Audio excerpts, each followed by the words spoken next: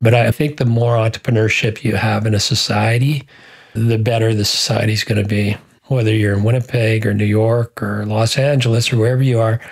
And you don't even have to do it full time. You can have a full-time job of doing something else or a part-time job and do something on the side. To me, it's all like a spiritual thing.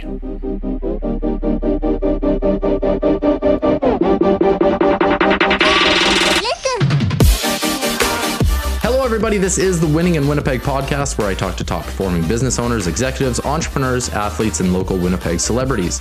I get to learn who they are and how they think, and I get to hear their perspective about what's really going on in Winnipeg and in their businesses. On today's show, we are lucky enough to have Brian Coughlin, Vice President and Investment Counselor for Cardinal Capital and the head of Cardinal Sport. He played hockey in the WHL with the Spokane Flyers and the Medicine Hat Tigers, CIS with the University of Manitoba Bisons, professionally in Europe, and attended NHL training camp with the Hartford Whalers.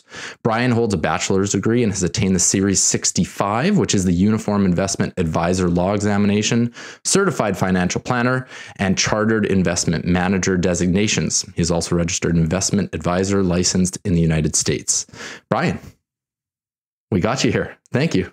Good to see you. Good to have you in the studio. So, podcasts are really awesome. And what I like about our podcasts is that the stories that the guests tell that I can kind of hear from them and they'll share with me is that the listeners can usually find some commonalities between any point, some points in your life, whether it's early on, kind of whether they're mid-career or right now where you're, well, I won't put words in your mouth, but you know, coming to the you're slowing down. Let's put it there. Yeah, not the end, but you've changed a little bit. You've changed some things up. Yeah. So, and it helps them to learn lessons, maybe avoid some landmines that you may have stepped on along the way, and maybe we can learn a thing or two. So, just for the listeners, let's get a little background about yourself and kind of the path early on.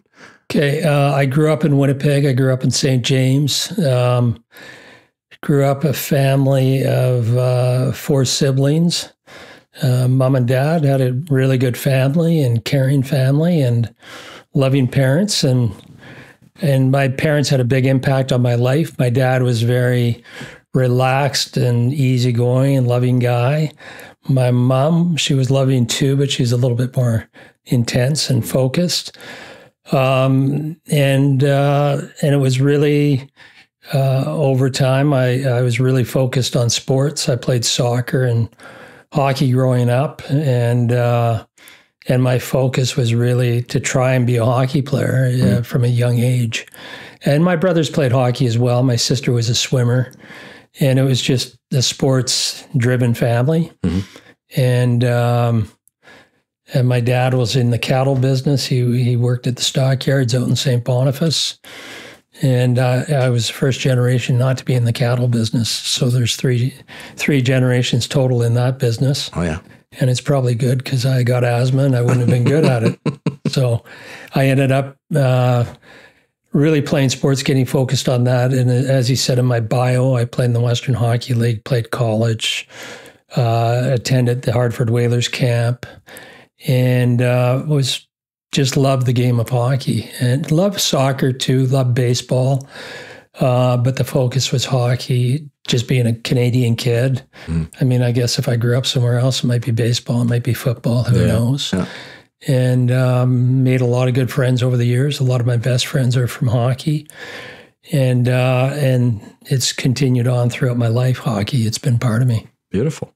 When did you realize that you were better than most at hockey? When was that a thing? It's tough to say, but I think most, I think a lot of players, they can tell early on. I was fairly competitive when I was young and a pretty good skater at the time, and kind of thought I could have a path forward because I had an ability to skate, and I was a good playmaker. I don't know how good my shot was. Okay. And some aspects of your game is always, you have your strengths and weaknesses. But I would say early on in my life, I knew I was a pretty good player. Yeah. So you played hockey at quite a high level, right? Pretty much the highest. At what point did you start planning for a different career? I would say, the hockey nowadays has gotten so good from the point of view, I think it's the right way hockey should be, that it's really focused on the game. I think I went through a generation where, there's a lot of players that were, more fighters, and there was more shenanigans going on with fighting and thuggery on the ice, and I was a power forward, so I played right wing, and I played on a couple of lines in the Western Hockey League where each line had over 300 points, but I was a power forward, and you have to play tougher role and go up and down the wing. So I was once I was playing in the Western League, it was a little bit out of control back in those days. I'm happy to say nowadays when you're watching the WHL or you're watching the OHA or the Quebec League, the talent and the skills very high, and the focus is on hockey where it should be. I think hockey got focused or lost its way for a while and was focused, more on intimidation and how you go about with that, trying to intimidate another team. But I would say once I got to Hartford Whalers, I was trying out. I played a couple of exhibition games against the Boston Bruins. And, I think the NHL at that time, maybe the average income would have been $100,000. The minors would have been $7,500. I did play against the Edmonton Oilers when I was 17. The Edmonton Oilers, I was playing on a WHL team, and we played the Oilers, and there's a bunch of WHA guys that were trying to find their way. And a lot of those guys that were tough, I respect them just simply because they had a fight in them to play the game, and they did what it took to get there. When I got to Hartford, I was looking around, and I don't know if I had the best mind for hockey, because instead of just playing and enjoying it, I was more, where am I going to be in 5 years? What am I going to do? I'm looking around the dressing room. Yeah. There's no teeth on anyone in the dressing room. My front 6 teeth are false. Yeah. And I'm just looking around, and I'm going, I didn't know in my head. It was really in my head. That could I have played? I don't know. I mean, I played an inter-squad game, and my centerman in the inter-squad game was Ron Francis. Mm-hmm. And he went on to become, the 5th highest point getter in the NHL. I knew he was a good hockey player. I didn't know, that would happen. But it was something where I just wasn't attracted to kind of the fighting and all that stuff. And I was kind of more along the lines, let's get an education. It's taken me far enough. The WHL, I believe even back then, had a scholarship program. So I used the scholarship money. I believe, I can't quite remember, but it was either that or U of M gave me a hockey scholarship. So I did the scholarship route and went back and played 3 years at University of Manitoba, 2 years with Wayne Fleming as coach, who was a famous coach in the NHL, an assistant coach for a lot of teams. And then obviously another famous guy, Barry Trotz, who went on to become one of the winningest coaches in the NHL. Both great guys. Wayne's gone now, but had a big impact on my life. So did Barry. And that's what you find in hockey. The thing I like about hockey is it taught me how to, deal with others, get along with others. It's not all about you. Mm-hmm. It's trying to fit in and try to help and do what you can for a team, which I enjoyed, and I enjoyed doing those things. But it was something where I kept worrying about the next 5 to 10 years. And that's where I decided, they sent me to Binghamton in the American Hockey League, and just decided. I went up to Jack McElhargy. He was coaching in Binghamton. Just said, Jack, I think I'm going to head back and go to school. And that's what I did. So, yeah. So your natural proclivity was kind of planning almost from the beginning. Yeah. I mean, I never knew I was going to do this, go into financial planning. Yeah. and do that. But I was what I would say is a worrier, and it might shorten my life. I don't know if it's always the most positive thing, and I don't worry like I used to when I was younger. You're more focused and more probably sensitive and things like that. But at this point in time in my life, I'm not quite the same as I was back then. But it worked for me, my personality to get me where I've done things in life, but I look back and I enjoyed playing college hockey probably even more than any hockey in my life, because when you weren't playing well, you had schooling, and when schooling wasn't going great, you had hockey. So it was a nice fit as well. Yeah. So yeah. So you got your bachelor's, and then where did you know that kind of finance and financial planning was the way you wanted to go, or how did you get into it? I was more, the main thing I was entrepreneurial. And so being entrepreneurial, I was trying to, I just had a philosophy in myself was to be an entrepreneur, even though I was, looking back, being a worrier. But I thought, I kind of originally went into did a clothing business with a couple of friends of mine and my brother. Oh, yeah. And we did that for a while. And it was clothing, supplying golf clothing. It was in sports, and we were doing golf clothing. And then a big thing in my life was my wife. I met Deanne, and my wife, Deanne, she was in finance. She took finance at U of M. Her dad owned a financial company, Butler Financial Group. And my father-in-law was always on me to join him, to say, get rid of the inventory and come over here, and learn the business and take the courses you need to take in the profession, and do it that way. So I joined really a family that, Deanne and I got married, and it took a while, but I eventually joined up with Butler Financial Group, did all the courses, to become CFP, CIM, and so on. And along those lines, Dee's still in the business. She still works with me.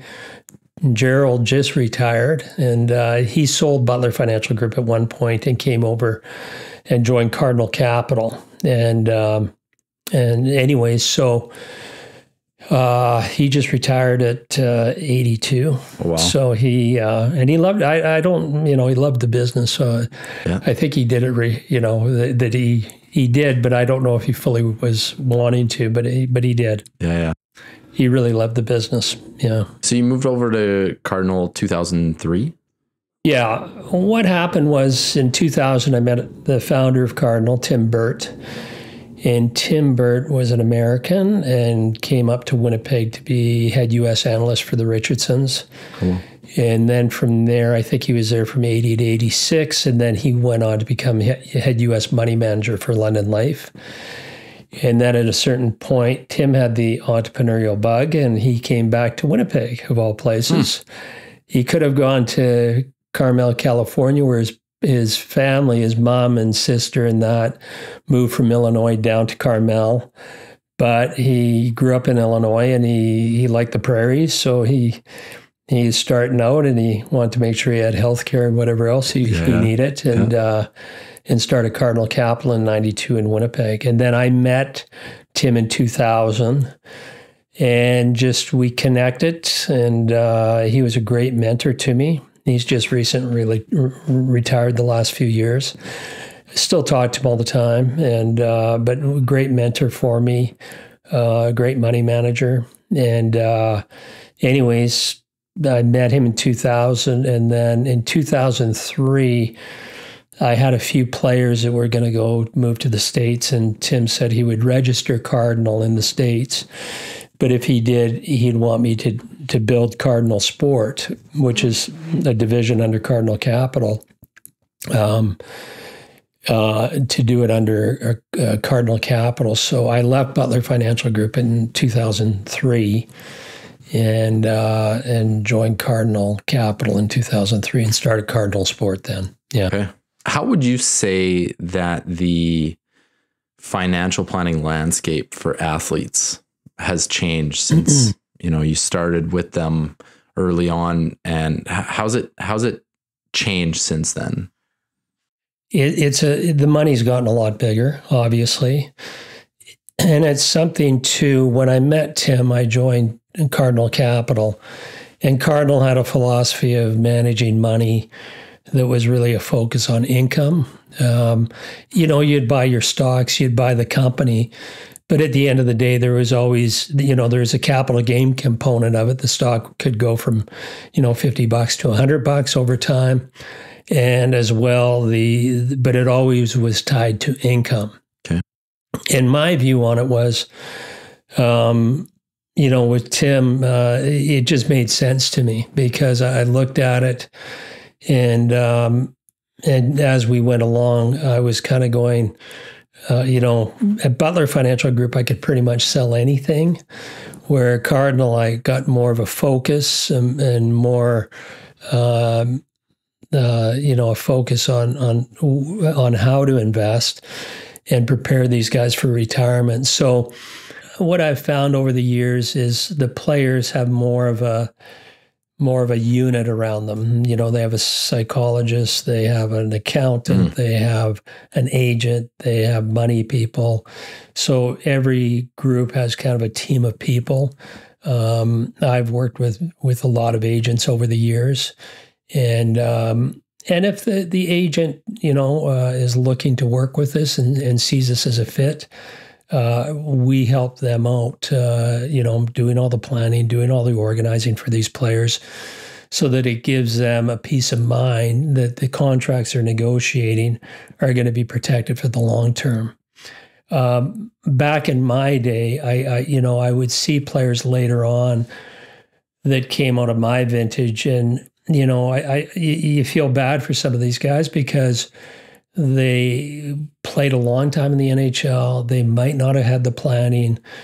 They might not have had the organization. And, whether a client is with me or with someone else who's in the financial field and with another group of agents and so on, the main thing is, I think, I'm happy about that. Whether they're with me or not, I'm happy that there's more organization for the players, more planning for the players, because a lot of the players in the older days, they might get to 50, 60, and they've lost their money.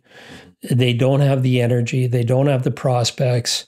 And at the end of the day, was it worth it to, be in the NHL, do everything they did? It would be for their memories and it would be for what they saw in their lives. Yeah. But as they get older, again, I could worry again for these guys, but again, it would be to worry that how are they going to make it through the retirement years? So my focus was really to treat these players like they're 65 years old, risk-averse stocks that provided income. And at the end of the day, that was a big component of Tim Burt, who was a mentor, obviously my father-in-law, Gerald Butler. But the big component was after I left Gerald's firm, Butler Financial Group, and moved on to Cardinal. I mean, that's why I did it, because Cardinal was a conservative approach with an income attached to every security you own. Yeah. Because at the end of the day, things can go wrong for you, and if you're too weighted in too few stocks, if you're too focused in areas that don't pay you income and they go south, and even you can look at various indexes, whatever you look at. I mean, those aren't always vetted for risk.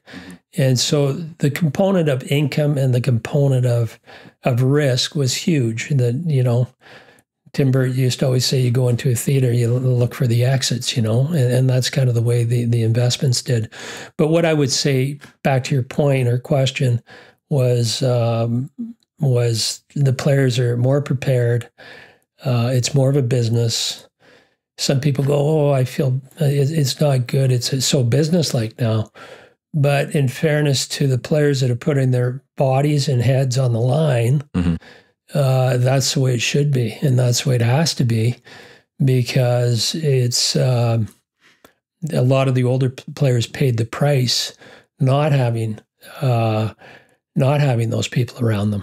Yeah. The whole adage of fail to plan and plan to fail. Right. Yeah. The do you see some common financial challenges across the board that athletes face these days? Well, what it would be is it would depend, because when you get to the NHL, not all players are created equally. Yep. So you have not players all contracts either. There's a wide variation of contracts. There's a wide variation of income.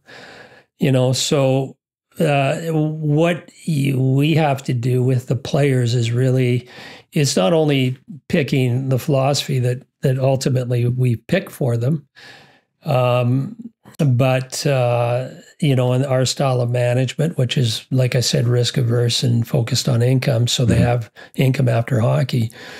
but the other thing would be is behavioral finance, which is basically teaching them to live within a budget.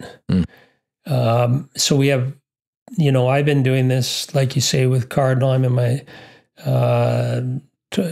I've been with Cardinal, dealing with Cardinal since 2000.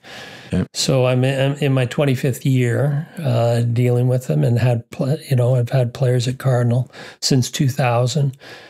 And but at the end of the day, it would be really that could be almost the key of it all, is the planning and organizing of it. So I have a great team around me. I got Leah Coughlin, who's been with me for years. And has been, she's really there for the client experience and client relationships. She's on the front line dealing with all the players, organizing, the setup and everything we need to do for the player. And then on top of it is Greg Phillips. Greg is really running the day-to-day now. I guess I could have ran it forever, but I'm 62. I feel pretty good, but I think too it was a good.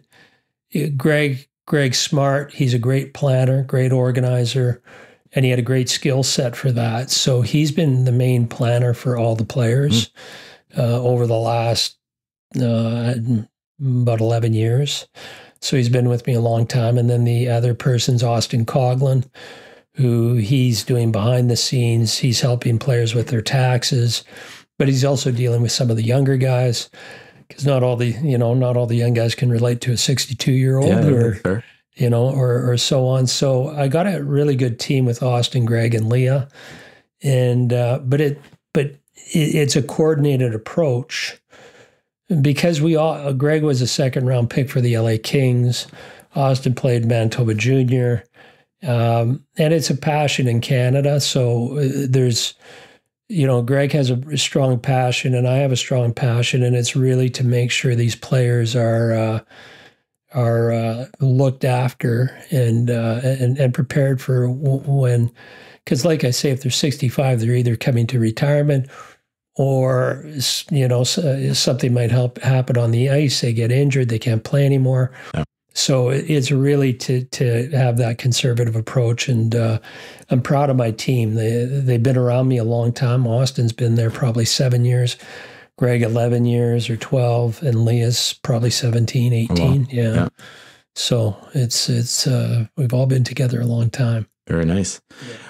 Are there differences, or how do the financial needs of athletes differ from, say, high net worth individuals that? Well, high net worth individuals are, usually, the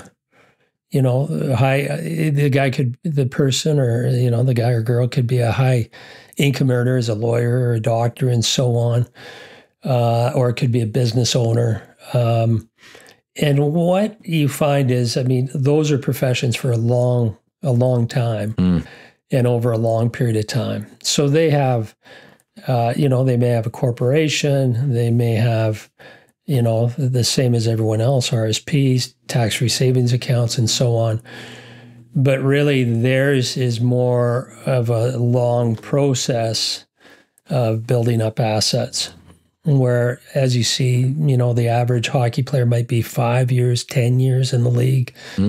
And so and if they're very successful, it's a lot of money at a strong time. But ultimately, whether we are dealing with a doctor or a business owner or an athlete at Cardinal, we still have the same philosophy. And that philosophy is risk management. Buy the best, highest quality companies you can, have them vetted and looked at, and make sure that you're buying them at the right time. And then the second thing would be is to try to for these people is to try to build up enough income so that, if the income can provide for you in retirement and you don't have to touch the capital, that would be another bonus. Right. But it's similar in that, that some of those people that are running businesses and successful can build up a lot of assets, a lot of money. And but they would do it where it's, a lot of it might be tied up in the business, and it's not as readily available. Whereas with a hockey player, the money is an income; it's paid out into their accounts, and it's just to to make sure it's secure for the long term. Yeah, very complicated tax structure for athletes. Yeah, and that's where Cardinal Sport, we've been doing it a long time. Yeah. So everyone we work with is pretty much cross-border, whether it's insurance people or whether it's accountants. And it's, there's experts in that area that we rely on all the time. Yeah. And there's experts within the legal field that we work with all the time to do their wills or estates. And of course, young athletes oftentimes get married, and oftentimes they need a prenup and things like that. So all those things are plugged into Cardinal Sport through Greg and mine and Austin and Leah, all our experiences over the years. Yeah. So that whatever the situation is, whatever that situation is, we can plug into it. Yeah. So by income producing, am I safe to say kind of like blue chip dividend stocks? Yeah. Yeah. Okay. Yeah. Have you heard of common misconceptions about financial planning or the industry itself? I'm not so sure on that. It's I know my business and I know what I do, yeah, but I think I'm a firm believer though that it's kind of like you said, you either you plan, and if you don't plan, you fail. Yeah. And so you can always look at various ways to do things, but I think the best way to do it, in my opinion, is with an expert to help you plan, help you organize, just so you don't make those critical mistakes. But also the whoever you're dealing with has to offer you what you feel comfortable with as well. Right. Like some people might come to me and they might go, well, I don't want to focus in on that area of large cap, blue chip, dividend stocks. And that's fine. And if it's not a match, it's not a match. But, me being older too, I spend some time away here and there with other seniors here and there. And what I do know is income is important at the end of the day. It's how are you going to, have that cash for, if you want to go south in the winter, or you want to, go on those trips and stuff like that. Yep. But I would say misconceptions of financial planning, I guess the main thing is it's always up to you in a way. It's up to you to get informed. It's up to you to work with whoever you're working with, or if you want to do it on your own, again, try to be informed. Yeah. Because it depends on the personality type. Right. Some people are comfortable with taking that on, And if it goes wrong, they're comfortable with the adverse consequences. Yep. Where some people go, no, I don't necessarily want to do that. And, and as a result, hire people to do it. Mm-hmm. I'm more along those lines, and I know I'm in the business, but there is a lot of information out there, and you need it deciphered, and you need it so that it's right. Yeah. Because sometimes you can make mistakes that you get a one-time thing at it. Yeah. And like I say to the hockey players, you get one kick at the can, and if you spend a lot of time playing. And what I say, for the most part, if they're with a reputable firm and so on, and reputable guys and girls, at the end of the day, focus on being the best hockey player you can become. Mm-hmm. Because that's going to pay you a lot more than you trying to, pick some stocks here and there. Yeah. So that kind of falls into your ideal client. I mean, you've been doing this for 25 years with these guys. Is it really just that your ideal client kind of buys into your beliefs and your strategy, or are there guys that just are there clients that just aren't a good fit? That's a difficult question. I mean, I think a lot of times it's personality type and so on. I mean, the one good thing, there's many good things about Cardinal Sport, but one of the good things is there's three different personalities there. Almost different levels of. We're all 16 years apart. That's right. Yeah. And so, listen, if they don't want to talk to me, they could talk to Greg. They don't want to talk to Greg, they could talk to Austin. But that is a big part of it, is understanding what we're trying to do for them, mm-hmm. and understanding that, there's no get-rich-quick scheme out there. I've never really seen one, and even someone who comes up with an invention or someone who comes up with a tech thing, they've been working at it their whole life. Yeah. We just haven't seen behind the scenes. And 25-year overnight success. Right. 25-year overnight success. So it takes a long time. So for our athletes, we say, it took you a long time to get to the NHL. Mm-hmm. It takes you a long time to build up that wealth that you're going to need. Because if they retire at 32 and say they want to retire at 32, 35, and they live to 90, mm-hmm. that's a long time to try, right. And I'm not saying that they should completely retire. What I say to them is, find what their passion is, find what they want to do after hockey and do it. Mm-hmm. They may want to stay in hockey. They may want to go to school. They may want to do real estate. We got a variety of guys doing a variety of things. And so they can do those things for sure. But if they have a successful NHL career, most likely, because the average income in the NHL is $3.5 million. So I don't, they're not necessarily going to make that kind of income going forward. Mm-hmm. So it's one kick at the can at, if they have that successful career to invest that money and prepare themselves. Yeah. Where do most of your clients come from? How do they find you? We have a variety of clients, but they do come from everywhere. I mean, we have European clients, a few American clients, but a lot of them are European, a lot of them are Western Canadian, a few from Ontario and so on. But they come from wherever hockey's, producing countries. Yeah. So it's a wide variety of players. So we've done a lot of work with, most of our work would be probably Europeans and mm-hmm. Canadians. And, but we do have a few Americans, like I say, and so that's where they come from. And they find us mainly through word of mouth or, us doing it a long time. Or through their agents, right? Right. So, yeah. Well, happy clients. They tell people. Right. So you were kind of given or tasked with growing Cardinal Sport. Right. It was kind of all on you. Right. How did you approach growing it? So from a business development point, I mean, there's many different avenues that you can take, lots of different things to focus on.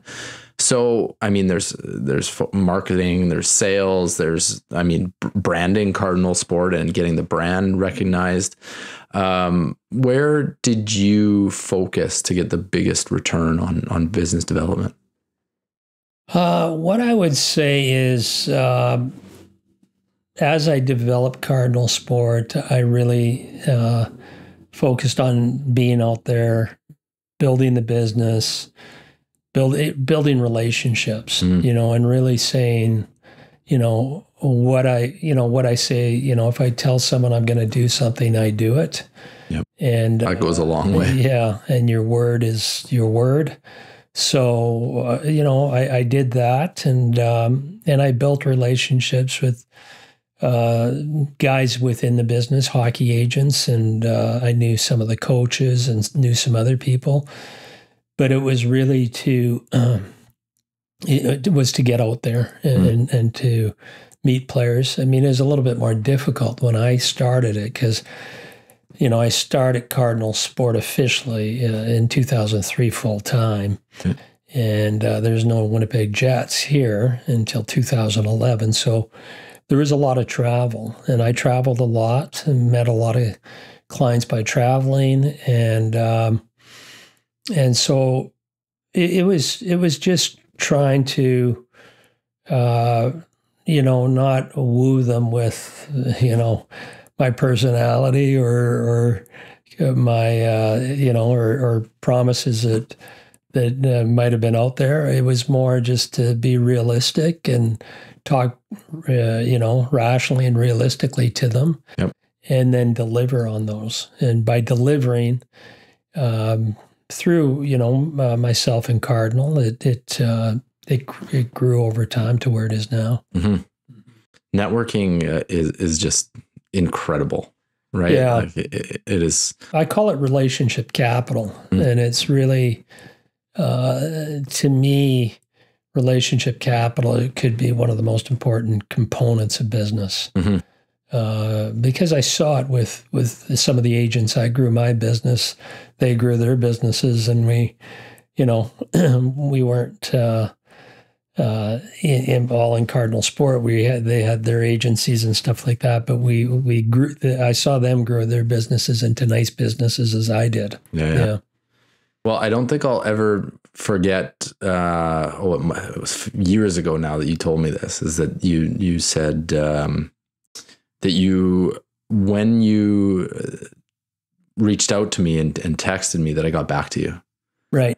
And I don't think I'll ever forget that, because it's something that I try to tell my guys as well. And just from a client standpoint, the empathy that goes with just imagining what they're going through. Like, why are they reaching out? Well, probably because they're worrying about something, or they have a problem or a question. And the longer that goes on, the bigger that problem grows. Yeah. And so I really appreciated hearing that, and just I took that to heart, the relationship capital, and just where that goes and what that can do for people is incredible. Yeah, and my mentors were Gerald Butler and Tim Burt, and they're both good guys, and at the same time soft guys. They had good hearts, but I always saw that as part of their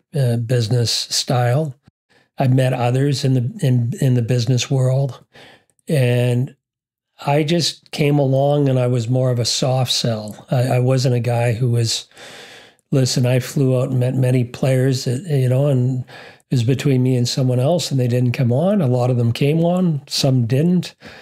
But I'd always take the high road and say, so-and-so hockey player, I'm disappointed you're not coming on, but I wish you the best, and I look forward to seeing you play. And that's really because everyone wants to get a better business, a bigger business, but you don't want to do it at any cost. It's not worth it. Yeah. It's more along the lines of, did you do it your way? Did you do it with your style and how you emphasize things? And I even say this to my team, that if you're not back to the client quickly, I don't get excited about anything. But other than, that's one of the things I do get excited about, that we have to be back quickly. We have to be on top of it, because, they can wait in line, anywhere else. And I just don't want that to happen with any of my clients. So even to this day, I'm very focused on that. Yeah. Yeah. What mistakes do you see younger guys coming into the industry making? In financial planning? In financial planning, yeah. That's tough for me to say, because I don't focus on them so much. I really focus in on my business, and I what I could say to someone who's younger is, build a niche. I built a niche in hockey because that was my background. That was my focus. Yeah. And that was kind of my life until, and it still is, but it's something that, whether you're into, managing business owners or professionals or what have you, it's real. I would say that to focus in on what you, on what excites you, and what you like to do, because even if it's, some people want to be, they want to be mathematicians, they want to be computer tech guys, whatever they want to be, do what you want to do in life. And actually life will go pretty quick if you do that, because you'll be enjoying it all the way through. Right?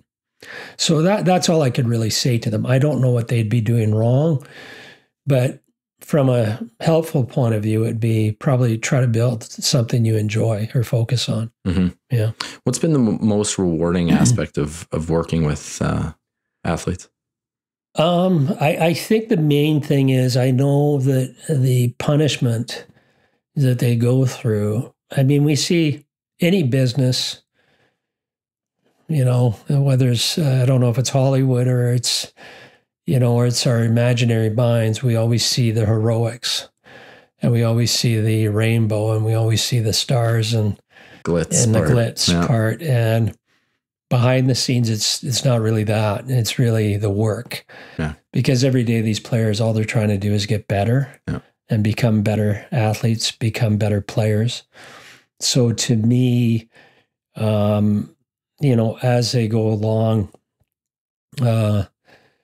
it's that I've been able to help them, one, budget, one, get them focused, that it's not forever, that it's one kick at the can, as I said earlier, but it's really that they did focus, they did follow the plan. And every client of ours has a plan. Every client of ours is organized for a plan.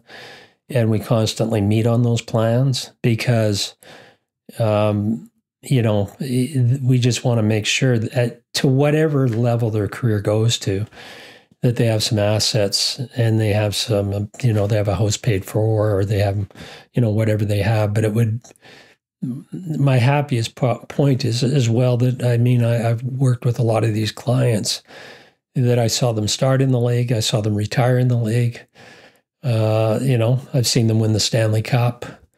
So all those things are exciting. Yeah. And that, and our planning and our style of management in the end has worked for them. Yeah.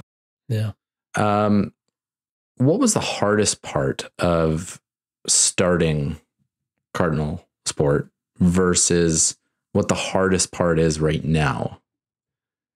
Well, the hardest part is like any business. It's getting clients. Yeah. Right. Yeah. And how do you get clients? Well, there's a lot of books written about how to get clients and how to do that.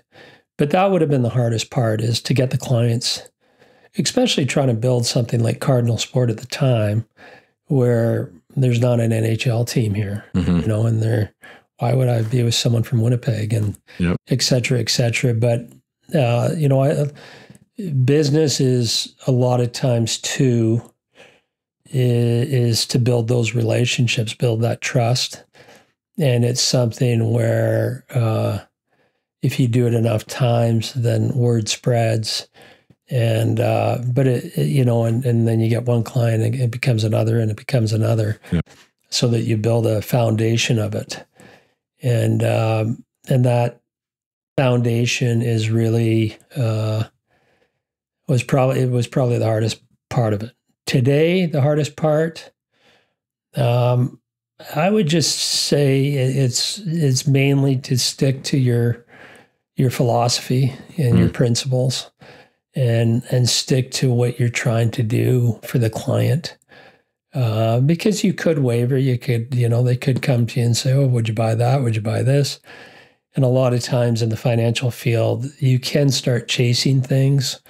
And historically, you zig when you should have zagged, and it doesn't work out right. So it's kind of sticking to what we do, what our philosophy is, and providing that, because anyone who's building a retirement plan, you have to have goals, and you set those goals, and you set them for realistic goals, and have it mapped out. And once it's mapped out, there's a road to get there, and it's right in front of you, and it's that plan, But that's what the hardest part would be, is, you could get diverted away, go other directions, where, what we've done for over 20, 25 years is work for players, and it'll work for the next 25 years for players. That's my belief. Yeah. I've heard that a lot of entrepreneurs and businesses, when they get a lot bigger and successful, there are often some of the biggest problems is either burnout or boredom. Right. And you're speaking of almost boredom, where when things are working, let's stick to the plan. Right. It's working. Why should we go chase Bitcoin or gold or whatever it is? Right.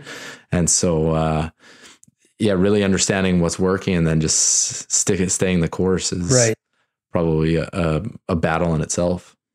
It's, there's a lot of ways to prepare for retirement. I remember asking Tim one day about owning gold. Tim Burt, the founder of Cardinal, he says, "Well, it doesn't pay you any income." So that's out the door. And what it does, it helps you focus in on what you can do for the client, and what you can focus on is, can your dividends be faster growing than the market? Can your price to earnings ratios be cheaper than the market? Can your dividend yields be higher? And those, Tim could answer those questions. And Evan Manser's now the president and chief investment officer at Cardinal Capital, and he's taken over from Tim, and he's doing a great job. Oh, beautiful. And another Winnipegger, and he was hell of a squash player. And anything with a racket. Anything with a racket, that's he's what good I've heard. at. Timing with a racket. So Tim was his mentor, and they passed the torch there. When Tim's retired, I've passed the torch to Greg in Cardinal Sport. He's kind of managing it day to day, and I'm happy to say him and Austin and they've bought into Cardinal Sport, so they're part of it as well. So it's all, that's where we are right now. Have you given any thought to any elements or characteristics or values about you or your company that have led to your success? I don't know. I would say a couple of things. I guess, from a work point of view, I mean, Cardinal is pretty much, like I said earlier, do what you're going to do. You're not going to look in a portfolio at Cardinal and find a small cap stock or something that doesn't pay you income. No GameStop in there. Yeah. I mean, and to each their own, but it's something where, Tim was a master's in finance, and he was a professor of security analysis at U of M. And he often said, most clients can't handle volatility. And so you're trying to make sure the volatility isn't too too crazy for them as well. Yeah. And at least they're paid to be patient if they have some income coming in. Right. One of the things I absolutely, where I've found that has helped me the greatest is just full-fledged transparency. Yeah. Yeah. And, I think that it helps align interests. It puts everyone on the same page. Yeah. And so, doing what you say you're going to do, it falls right in there. Yeah. And when you align things like that and you're explicit on things, the client does better when you do better. Mm-hmm. They appreciate it, and it continues to build, like we talked about earlier, the relationship capital. Yeah, they don't have to guess. Yeah. Have you noticed a difference between clients from different geographical locations? Do you find that it's different dealing with a North American, a European? There might be a few differences. I think some of the Europeans might be a little bit more quieter, and maybe that's the language issue. Mm-hmm. But I think at the end, and some may be more risk averse, but I don't know if it's necessarily a geographical thing. I think it's more along the lines of, a personality point of view or from where they came from. Yeah. And so I think ultimately, we've had clients all over the place, and everyone's, our story rings true. Mm-hmm. For someone in Europe or someone in income is income. Income is income. Yeah. Risk is risk. Yeah. And so I think at the end of the day, and everyone's trying to make sure that they're going to be set up for being organized and ready to go for retirement. Mm-hmm. So it's called Cardinal Sport, not Cardinal Hockey. Do you foresee any major differences between sports? I don't really see it that way. Mm-hmm. I see it more along the lines of, again, it's a personality, because when you are investing, you have to, stick to it through thick and thin. And so it's more along those lines that, can he find those types of athletes that appreciate our style of management, which I believe he will over time. He's a young guy, though. He's 28. So, it's like we talked about earlier. What's the hardest thing is to get clients in the door. So It's going to take him time. Yeah. Yeah. Well, first you need a toe in the door, and then a foot, and then a leg, right? Right. Do you find, so other than us that period where we didn't have the Jets here, do you find that there was advantages or disadvantages, or kind of the same being based out of Winnipeg? For me, I'm a personality type that if I'm in Winnipeg, I'm happy. If I'm in Florida, I'm happy. If I'm in New York, I'm happy. Yep. It doesn't really matter to me too much where I am. I know that growing up in Winnipeg, it's an easy city. It's easy to get around. It's easier than a lot of big cities I've been in. Mm-hmm. So it's more of a simple city to get around. I mean, my son lives in New York. He's a performer in New York. Connor is his name. And I've been in New York a lot over the years. And it's a busy city. It's a busy city, expensive city, and so on. So there's other challenges. So, there's pros and cons, to each city and each place. Yeah. And, whether you're in Winnipeg, we're cold in January and February. It's not great. But at the end of the day, if you can get away, go on a holiday, do whatever at those times of years, a lot of times we have nice summers, and it's easy to get around. It's easy to network, and easier to see people face to face in some of the bigger cities. So, Winnipeg, I've always enjoyed Winnipeg. My parents were from here. So, and a lot of my friends I grew up playing hockey with and going to school with and stuff like that. It's, I don't see them all the time, but I know where to find them on Facebook or what have you. Yeah. That it's treated me well. Do you and Dee have a favorite place or certain things about Winnipeg that when people come here, that's the kind of first, second, third thing you tell them that they either have to go to, experience, anything like that? Well, I think that, Connor was in the professional division of the ballet, so Dee's very big into the ballet and going to see the ballet. I may join in once in a while. If Connor was performing in the ballet, I'd be there. So the ballet was a big thing for Connor and for Dee and for me going to watch Connor when he was in it. And then, going to see the Jets play. I mean, there's different arenas in the league. I mean, it's a smaller building, but at the end of the day, I think from a viewing point of view, the Winnipeg Arena, could be some of the best sight lines and closeness to the NHL game that you can find. So I think the Jets and Mark Chipman have done a good job on the building's a great place for viewing the game. And then, the new Leaf at Assiniboine Park is incredible. Really cool. Yeah. That's a really neat place. Yeah.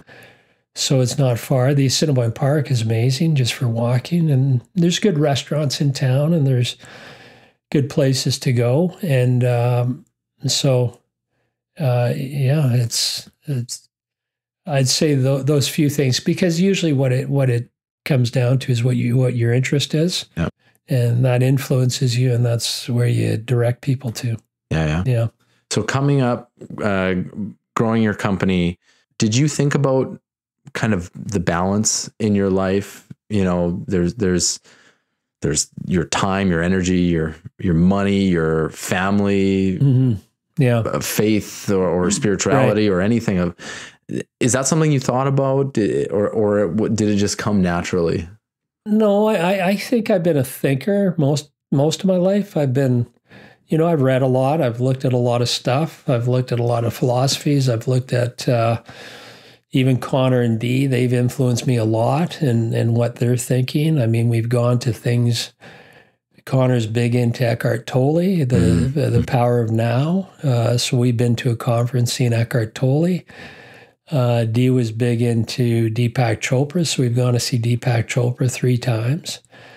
And then the other one is Michael Singer, and he did the book, The Surrender Experiment. And so Connor, he's got a property in Gainesville, Florida, just kind of northern Florida. And so we went there and saw him speak. So we're philosophically, the 3 of us will go do things together, go learn things. And it's really just to try to, because I think when you're young and you're building a business, you're really going, and a lot of times, even if you build it, at the end of the day, you might not be happy. You might be upset or whatever. So our family, we do these, we've done the power of now and the surrender experiment and Deepak Chopra and stuff like that. And it's to me, it's really what those people are trying to teach is to quiet the mind, calm the mind and be comfortable in your own skin, and be comfortable in your own being. And so we've done all those things, and we'll still probably go to a few more as we go along. But we've all been thinkers, I guess, in trying to find, it probably hurt my hockey career. I probably was thinking too much and worrying too much. But in other ways, it's led me to where I am. And balance is an important part, whether it's family, whether it's your mental and your spiritual side, and I'm a believer that everyone should find their own way. It's your life. You got a limited amount of time. Find out what you enjoy. Find out what you're interested in, and pursue that. And if you pursue it, and at the same time, not at any cost or all cost, not at all cost, but do things that because when I started Cardinal Sport and all this stuff, and I started in the financial business in '96, So, that's a while ago. That's coming up to 30 years ago. And it goes quick. So I'm happy I focused on what I wanted to do. Yeah. Could I have made money in greater capacity in other areas? Sure. I'm sure I could have. But I pursue it as a passion project, and it's done well as a passion project. Yeah. Yeah. Are you a routine guy? I am. I think we're into our habits, and people don't like change, and I think that's a big challenge for every person is change, and can you change? So a lot of times, my wife Dee has been good at that because she likes to look into things and bring different things to the family and how you go about things. And I might be at first saying no, or I don't want to change on that. But then after a while, I try it and I like it and I change. So, but the habits are there that every day I do things that kind of roll the rock up the hill. That's kind of what I say is try to, whatever your business is, whatever your life is, try to roll the rock up the hill every day. And whether sometimes it rolls back on top of you and sometimes it doesn't work out, continue to roll it up the hill, and and before you know it, you'll make it to the top of the hill. We talked about a few of the mentors in your life. Was there other big influences in your life, whether it was, other people, books, experiences, anything like that? Yeah, I mean, I would say the main thing in my life is that I've focused on. I would say part of it came from my dad. My dad was really mainly about an enjoyment of life, and my mom came from the point of view of more kind of get in there and work and fight away to get where you want to get. So it was a good combination to have the two. I've had close friends that have been big influences. James Patrick, him and I are good. He played in the NHL 21 years. He's a good friend of mine. And that's what I saw from the hockey players over the years was how hard the work was to become a great player. It's not 24/7, but it's close to 24/7.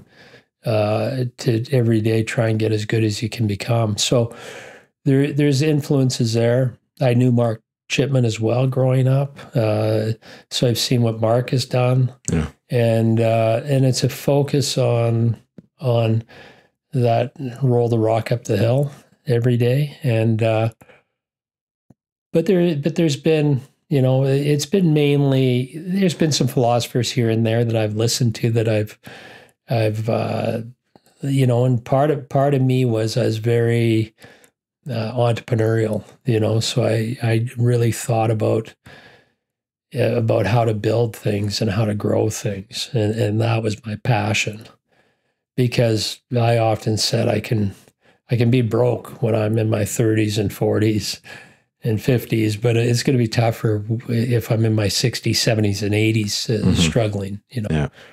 And I know you. I mean, you built my house, and from that point of view, I've seen you grow your business, and we've had some good talks on it as well. And I think as a society, it's important for entrepreneurship. So I've helped out. I've done some donations to some things where I got a foundation. And some of it is for, for helping with, thinking about entrepreneurship and stuff like that. But I think the more entrepreneurship you have in a society, the better the society's going to be. It's going to be something where whether you're in Winnipeg or New York or Los Angeles or wherever you are. And you don't even have to do it full time. You can have a full-time job of doing something else, or a part-time job and do something on the side. I think to me, it's like a spiritual thing. Yeah. You've been very generous with your time, and I appreciate you coming here. Yeah. You know the phrase, you don't know what you don't know. So if you were coming here, you probably had some ideas of what we were talking about. Mm-hmm. Maybe not. I don't really prepare people for this. Right. But is there anything that I should have asked you about, or anything that is important to you that we could either help with or share? I don't think so. I mean, it's a comfortable environment, and I think I've known you for a while. I mean, we've gotten to know each other over the years, and I appreciate you because you built my house, but you continue to help me with my house, which is a nice thing. Yeah, beautiful house. And you're quick to get back to me, which is another beautiful thing. But no, you've always been comfortable to talk to, relate to, and I feel that here today. Well, I appreciate you coming out.